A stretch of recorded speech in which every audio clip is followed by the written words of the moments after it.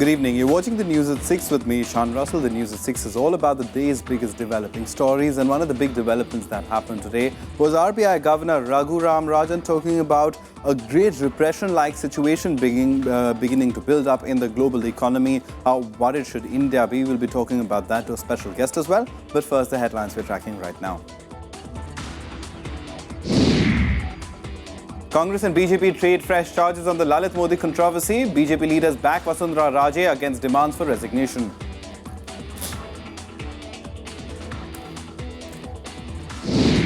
RBI Chief Raghuram Rajan warns of a risk of a 1930s-like depression for the world economy, says banks have to work in sync.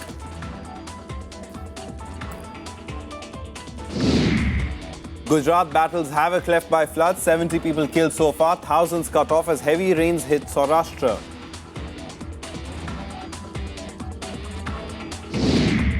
And evidence of yet another Islamist terror attack in France. Man beheaded, severed head covered in Arabic writing.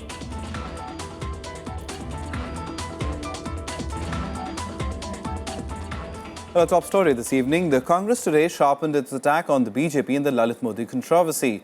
The party reiterated its demand for Rajasthan Chief Minister Vasundhara Raje's resignation with new claims about wrongdoing on her part. But the main opposition party also struggled to defend its first family after a tweet by Lalit Modi mentioning a chance meeting with Priyanka Gandhi and Robert Vadra. Continuing its attack on the BJP over Lalit Modi controversy, the Congress reiterated its demand for Rajasthan Chief Minister Vasundhara Raje's resignation on Friday. Congress now alleges violation of government guidelines in an MOU signed between Rajasthan government and a cancer institute in Portugal, where Lalit Modi's wife underwent treatment. ये एक नए तरीके के मदद करने का model निकाला है, जिसमें स्टेट के पूरे रिसोर्सेज को उनके डिस्पोजल पर रखकर मैनेजमेंट और पैसे से व्यवस्था करने का काम उनको दिया जाएगा। ये अपने आप में क्विड प्रो को जो हम कहते हैं कि आप मेरी मदद करो, मैं आपकी मदद करूंगा, इसका एक उदाहरण है। The BJP hit back with a tweet by Lalit Modi that said he met Priyanka and Robert Vadra in London. Today, when certain tweets are coming to the forefront, we come to learn that Lalit Modi had a meeting with the Gandhi family yesterday. We want to ask as to why the Gandhi family is in constant touch with Lalit Modi. Congress leaders, however, mounted a strong defense in favor of members of the Gandhi family. I'm saying with a sense of responsibility that neither Srimati Priyanka Gandhi nor Shri Robert Vadra have ever interacted socially with Lalit Modi. If you see an individual in a restaurant full of people, it is neither a crime nor is it morally wrong. It has been almost 2 weeks since Congress has been demanding the resignation of Vasundhara Raje and External Affairs Minister Sushma Swaraj for helping Lalit Modi. However, the BJP has stood firmly behind its leaders so far. Vishal Dahiya, Rajya Sabha TV, Delhi. Now, heavy rains in the country created a flood-like situation in Gujarat, Uttarakhand and Jammu and Kashmir. While 34 people died in Gujarat since Tuesday due to the heavy rains, the Kedarnath Yatra in Uttarakhand had also to be halted. Here are the details. The death toll in Gujarat due to the heavy rain has risen to 70. 34 people died in the Amreli district of Gujarat after non-stop rain since Tuesday. State Chief Minister Anandiben Patel took an aerial survey of Amreli and ordered to speed up the relief work. However, residents complain of not enough help by the state government.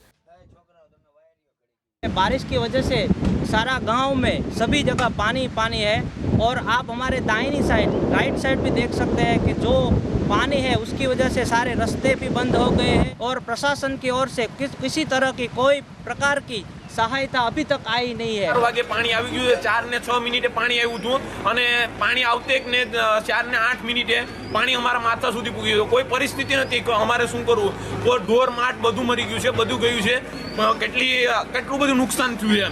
પોતાનો અમારો જીવ અમારે બચાવવા માટે અમારે કોઈ પરિસ્થિતિ નથી sir. Meanwhile, the Kedarnath Yatra was halted on Friday after overnight rains lashed Rudraprayag district in Uttarakhand. The disaster response team rescued 15,000 pilgrims stuck on the Badrinath Hemkund Sahib road due to heavy rains. The Met Department warned of heavy rains and moderate landslides in the next 48 hours. Flood warning was also sounded in areas along the Bhagirathi River in Uttarkashi. आज root जैसे थोड़ा clear हो गया तो पैदल root से तो निकाल ही रहे। उसके अलावा उत्तराखंड शासन के द्वारा चॉपर की व्यवस्थाएं भी वहां कर ली है। जैसे जैसे विंडो मिलेगा उस हिसाब से चॉपर से उन लोगों को वापस जोशीमठ तक लाने की व्यवस्था की जा रही है। However, the flood warning was eased in Kashmir after the water level in the Jhelum receded even as the river flows above the danger mark. India has recorded 24% more rainfall than normal this time, with central and southern India receiving 52% and 32% more rains respectively. However, northwest India, which includes Delhi and the NCR region, has received 5% less rainfall. Bureau Report, Rajya Sabha TV. Now, a focus story. Reserve Bank of India Governor Raghuram Rajan is indicating the return of a 1930s-like Great Depression for the global economy. Governor Rajan is urging central banks from across the world to define new rules of the game to avert the global crisis. At a time when the government is expecting the Indian economy to make giant strides ahead, the RBI governor is sounding a dire warning for the world economy. Raghuram Rajan sees a return of the Great Depression era of the 1930s, when worldwide GDP fell by 15%. Rajan was speaking at a London Business School conference where he underscored the burden of growth that is creating an enormous pressure on central banks. He said, and I quote, "I do worry that we are slowly slipping into the kind of problems that we had in the 30s in attempts to activate growth. We need rules of the game in order to effect a better solution. I think it is time to start debating what should the global rules of the game be on what is allowed in terms of central bank action." Unquote. Rajan, however, said the situation is different in India, where the RBI still needs to bring down lending rates to boost investments. A comparative analysis of the world lending rates throws light on the anomaly. In the United States of America, lending rates stand at 0.25%, while in Great Britain and Australia, rates are between 0.50 and 2% respectively. Brazil, on the other hand, has kept its lending rates at 13.75%, while in India it is at 7.25% and in China at 5.10%. Economists feel the developed nations need to align their lending policies to forestall a global slowdown. One hand we see the taper tantrum happening, on the other hand we see other bigger blocks like Japan and European Union coming with quantitative easing. So this kind of confusing policies among the developed countries are creating instability in the policy making of the emerging market economies like ours. The RBI chief has been in past credited with predicting the global economic crisis of 2008. His forecast was not taken seriously then. But if a 1930s-like depression is indeed looming large, the global central banks do need to work in sync. Kriti Mishra's report, Rajya Sabha TV. And let's go across to Renu Kohli, who joins us, a former IMF member and RBI member as well. Thank you very much for coming in, ma'am. Just very quickly, in terms of the dire prediction that the governor has made about the world economy, I mean, the last time around he was right. How worried should everybody be, given the fact that we've seen the numbers that keep coming in, exports are slowing down. So that certainly means that as far as India is also concerned, we are feeling a direct impact.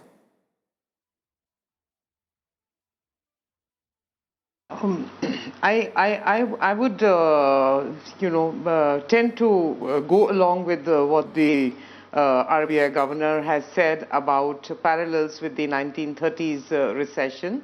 And, there are significant pointers, and indeed, in part, his statement also reflects the kind of debates and worries and anxieties that have been going on in the Western world. And to start with, let us just go back to, the case after 2011. Each year has begun by the IMF, World Bank and OECD coming out with robust predictions of growth for the year. And then as the year has unfolded, each year from 2011 onwards, we have seen that the global growth forecasts have been downgraded, and eventually the economies have been growing below, the world economy as a whole has been growing sub-trend. Then the second thing is the changes in the structure of global trade, and we find that the relationship between the world GDP growth and trade growth in world trade has broken down. Earlier there used to be a rule of the thumb that there was for every percentage point of global growth, output growth, trade would grow by, at least 1 to 2 percentage points higher. We don't see that anymore. Then we also see a lot of structural changes which are secular in nature in the advanced world, like the demographic changes, aging populations, and so on. So, and last of all, you see, as the governor talks about pressure upon central banks, in the last 5 years in the post-crisis world, there have been shifting levers of policy. They started with fiscal policy deployment to boost growth, then they moved to monetary policies, and then last year, 2014 onwards, there is a shift back to fiscal policies. Then we are seeing competitive devaluations. So indeed, I would say that the governor isn't really talking out of the air.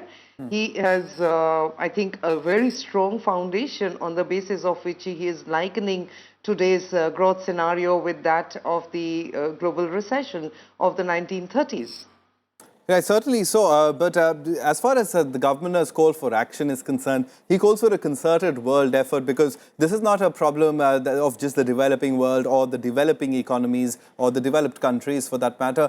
It's a problem that would affect everybody. And given the fact that we've not really fully come out of that recession that hit us in 2008, 2009 and so on. So how do you think, is this on the radar of global economists and the central banks the world over? In part, yes, but from the perspective from which Dr. Rajan is talking, certainly not, because Dr. Rajan is being very courageous, and he's taking the leadership role out here by speaking on behalf of many of the emerging market economies who are bearing the brunt of competitive devaluations. What we are seeing is the quantitative easing or the unconventional monetary easing. It started with the United States, and then the dollar corrected, depreciated. And the counterpart in a globally interconnected world is that some of the currencies bear the brunt. They appreciate while the dollar depreciates. Then we've seen a shift now in the last 3 years, Shinzo Abe's 3 arrows, one of the first ones of which was intense monetary easing, which is depreciating the yen. Then last year onwards, ECB's depreciation of the euro.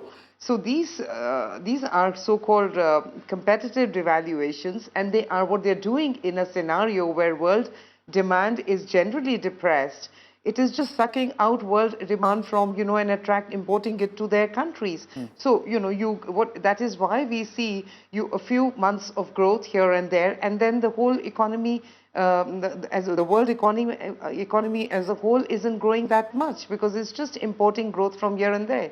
So what Dr. Rajan is talking about is about looking at the rules of the game, re-examining that, because eventually these competitive devaluations are a zero-sum game, because no one really gains.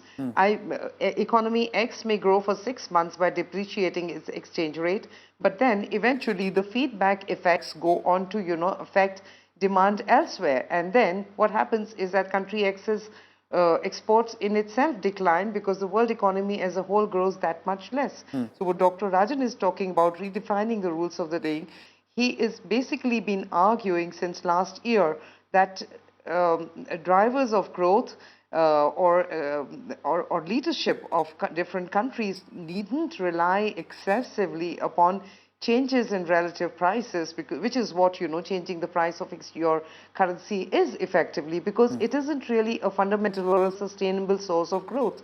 Rather, what he is attracting attention to is, number one, is to look at structural changes which may vary from country to country, and each country's political leadership and the government of the day must take a call out there.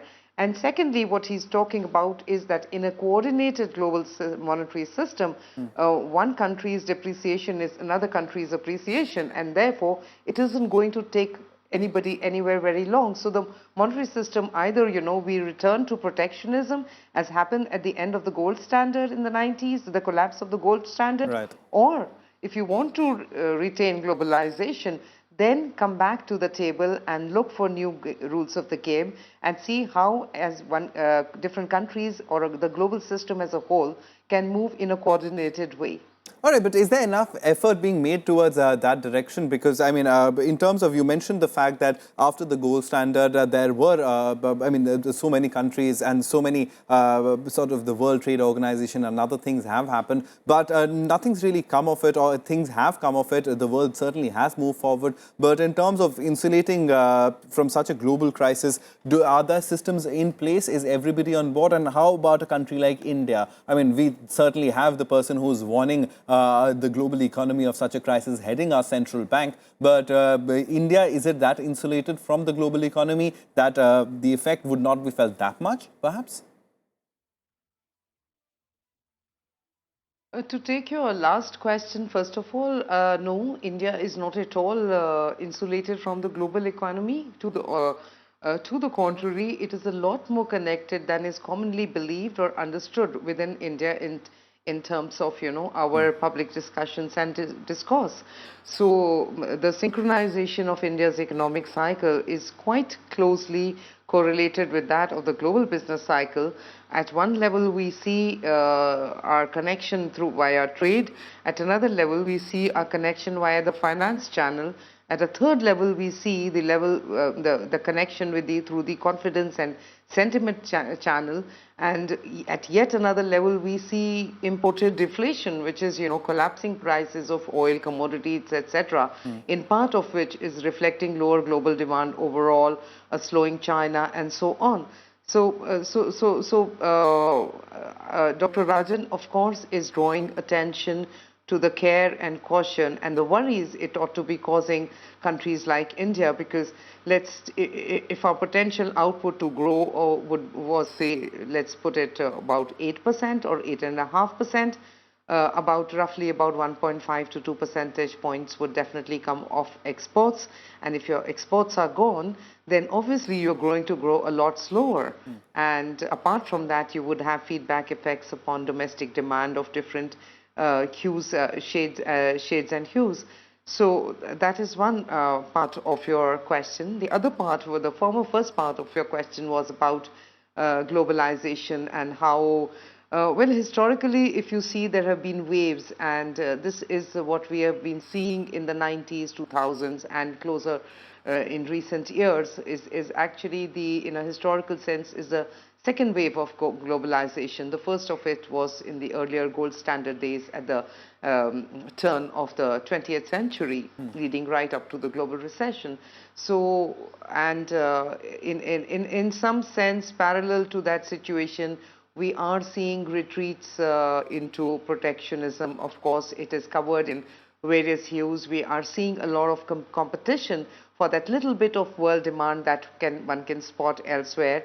There are many countries whose growth models are quite heavily predicated upon exports. There are countries who have perennial current account surpluses like China, Germany, Japan, etc., who need to fundamentally reorient and shift their growth models, and they are indeed finding it difficult to do so. It's not something, structural change, which can come in a very short while. So you are seeing the emergence of less is taking place at the global negotiating table of trade like WTO, and more of the activities are now concentrating towards enclaves like the transnational partnership, the Trade and Investment Pacific Partnership espoused by the US, bilateral trade deals, and so on.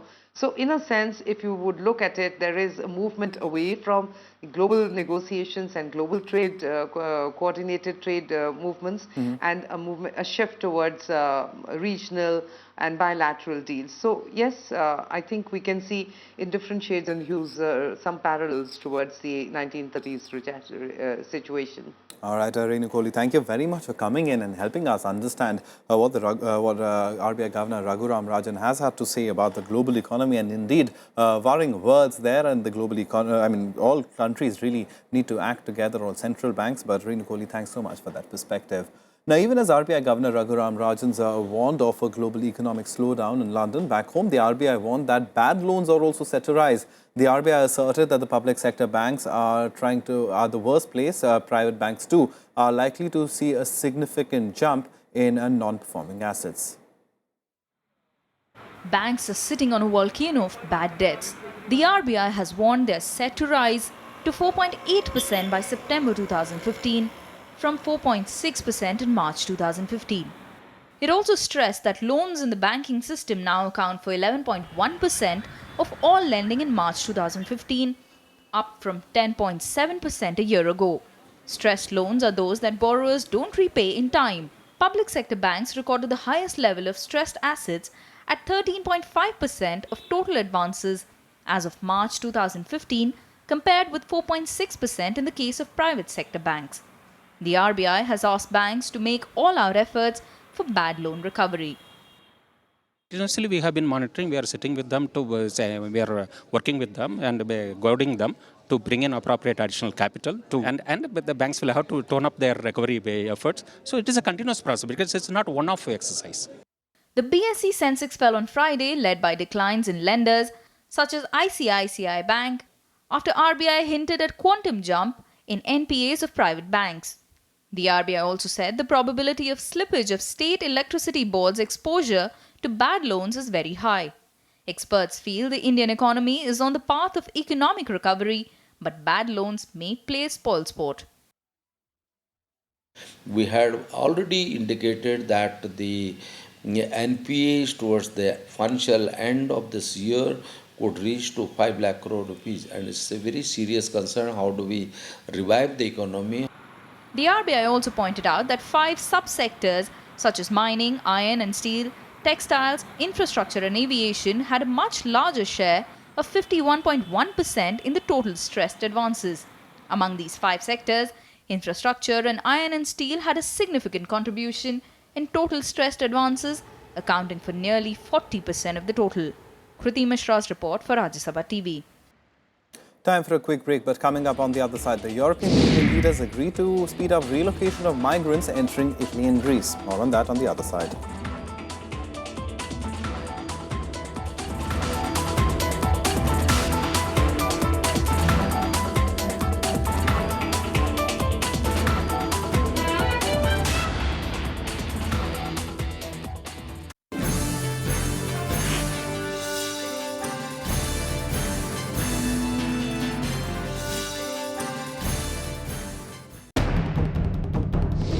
Politics in India, fast turning into an exercise in compromise.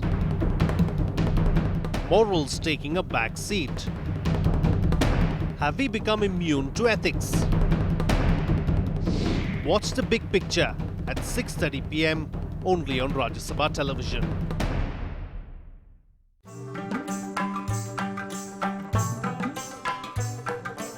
Tradition dating back centuries. A cultural heritage that inspires and warms at once. Magic that awes. Rajya Sabha television brings you events that embrace the wonders of India's classical arts.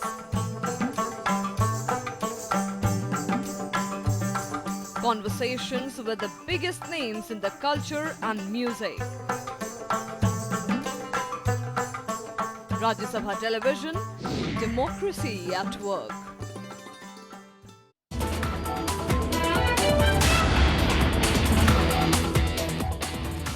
Welcome back. You're watching the news at 6. Time now for some more news and updates from around the country and nationwide.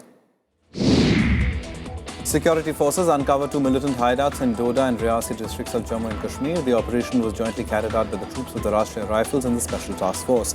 A huge cache of arms was recovered and it included several Chinese hand grenades and AK-47 rifles. A social activist was attacked with a sword in Kerala over a complaint he filed against drug use. Jaikumar R. Pillai, who runs a gymnasium, was attacked for filing a complaint with the minister regarding extensive drug trade practices in his village. Many villagers who signed a mass petition with Pillai were also threatened.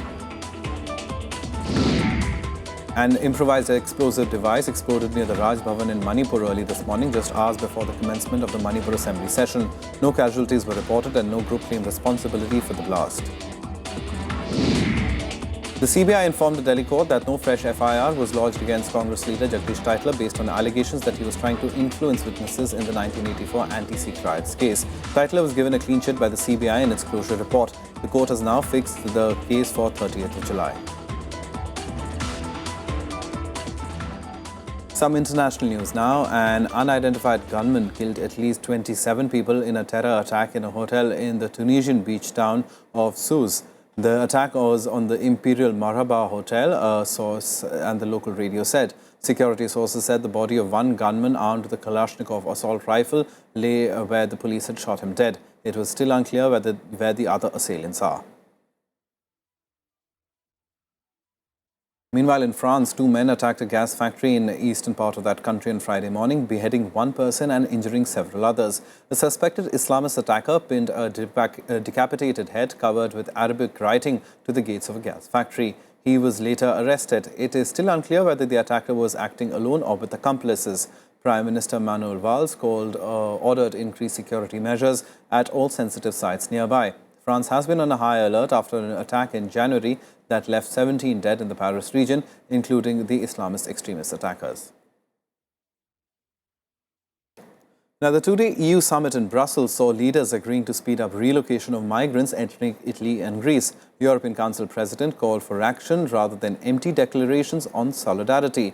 About 40,000 migrants will be relocated to several countries in EU, but no mandatory quotas have been reached. There's fresh hope for tens of thousands of migrants arriving in Italy and Greece. European Union leaders argued well into the early hours of Friday over how to tackle the migrant crisis in the Mediterranean. EU leaders agreed to relocate 40,000 migrants and share out the care of people fleeing war and poverty in North Africa and the Middle East. Nous nous sommes mis d'accord, grâce à la maîtrise de Donald, sur le fait que l'Union européenne devra faire en sorte que 40 000 personnes soient relocalisées et que 20 000 personnes soient réinstallées. Que nous le fassions par une voie obligatoire ou volontaire m'importe très peu. They will be relocated to other EU states over the next 2 years. The EU leaders reached the agreement based on a voluntary scheme, even though the EU executive pushed for binding quotas. The UK has opted out of the scheme, and nations in Eastern Europe have refused to accept set quotas. Hungary, which has seen thousands of migrants cross its border, and Bulgaria, one of the EU's poorest countries, have both been granted exemptions. The mood was a long way from the unity showed by EU ministers in April. Italian Prime Minister Matteo Renzi too rebuked his fellow leaders for their reluctance to support the plan. Et que nous mettions des heures à nous mettre d'accord sur le système appliqué prouve à l'évidence que l'Europe n'est pas à la hauteur des ambitions qu'elle déclame à chaque occasion lorsqu'elle s'esprime. Come sapete è un accordo che noi abbiamo definito fin dal primo giorno un accordo che poteva essere molto più ambizioso, parliamo di 40.000 persone e tuttavia è un primo passo per dire che c'è finalmente una politica europea e non soltanto una politica dei singoli Stati. Dieser Aufgabe gewachsen ist und das hat durchaus die Möglichkeit, dass wir das sehr gut lösen und dass wir dabei wirklich stärker aus der Sache hervorgehen, aber das wird noch sehr intensive Diskussionen erfordern. While the political deal was a breakthrough, implementing the plan still faces hurdles. The criteria to share migrants among member states must be decided by the end of July. Bureau Report, Rajya Sabha TV. Well, on that note, we'll wrap up this bulletin. But before we go, we'll leave you with some sports. Novak Djokovic gave the crowd at the Bulletin tennis tournament an entertaining time on Thursday when he interrupted play against Richard Gasquet with an impromptu striptease. The women in the crowd had an entertaining time as Djokovic succeeded in pursuing Gasquet to follow suit. Take a look at this.